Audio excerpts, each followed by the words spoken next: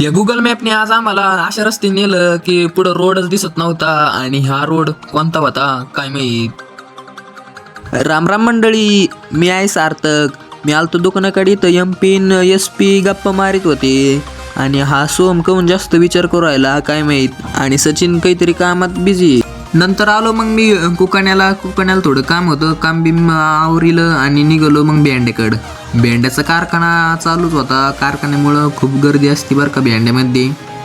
भेंड्यात आल्यानंतर मग पेट्रोल पंपावर आलो पेट्रोल टाकायला. पेट्रोल टाकल्यानंतर आलो वडापाव खाल्ला. मग आपलं खत बीत घ्यायचं होतं आपल्या गोठासाठी. मग खताच्या दुकानात आलो, खताची गोणी घेत होतो. आपण गेलो तेव्हाच स्टॉक आलेला होता. मग आपण एक गोणी घेतली आणि निघालो आपल्या घरच्या दिशेने.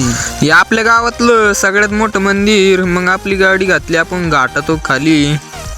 आपण घरी आलो तर डायरेक्ट रानात चालतो. मग इथं गोणी टाकली, हे बघू शकता गोड. या डाळिंबाची काही महिन्यापूर्वी लागवड झाली बरं का आणि तिकडं मोठी डाळिंब आहे आपली. नंतर मग बुटबीट घालून निघालो होतो. लकी ड्रॉ लागला होता आम्हाला. लकी ड्रॉचं बक्षीस आणायला आम्ही 4 जण चाललो होतो. लकी ड्रॉ लागला म्हटल्यावर मग काय आम्ही 120-300 चाललो होतो. मग शहर टाकलीला. रस्त्यात खड्डेत रस्ते असं काहीच कळत नव्हतं तरी आम्ही गाड्या पळीत होतो. एकदाच लागला भाऊ डांबरी. पण मग सचिन ते पुढे गेले होते, कोणत्या रस्त्याने गेले हे आम्हाला सांगितलं नव्हतं.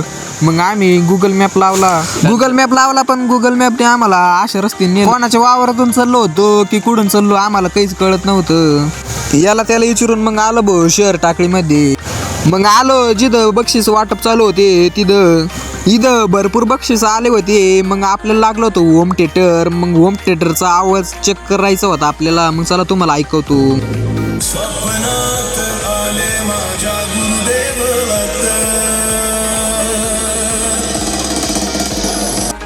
होम थिएटरचा आवाज एकदम कडक होता. मग घेतलं उचलिलं त्याला आणि चालवलं आपल्या घरी. 120-300 ना. मग आपण आलो डायरेक्ट गेवराईमध्ये. मग गेवराईमध्ये म्हणलं चला दर्शिक नाश्ता करूया. गेवराईमध्ये आल्यानंतर सचिन म्हणे आपल्याला पावभाजीची ऑर्डर द्यायची. मग पावभाजीची ऑर्डर दिली. तर गौरवंती पण आली होती आपली पण ऑर्डर. मग मस्तपैकी पावभाजीवर ताव चालू होता आपला.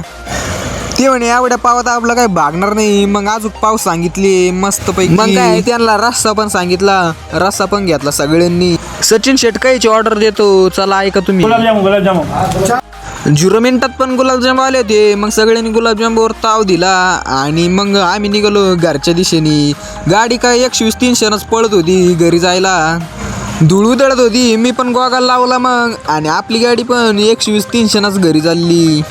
0 मिनिटात घरी आलो आणि सचिन शेटने लगी दुकान पण उघडली आणि गिरेक पण आलेली होती भरपूर.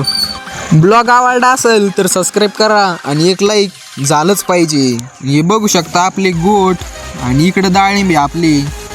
एक दिवसात नाही पण एक दिवस आपली शेतीच आपल्याला टॉपला नेणार.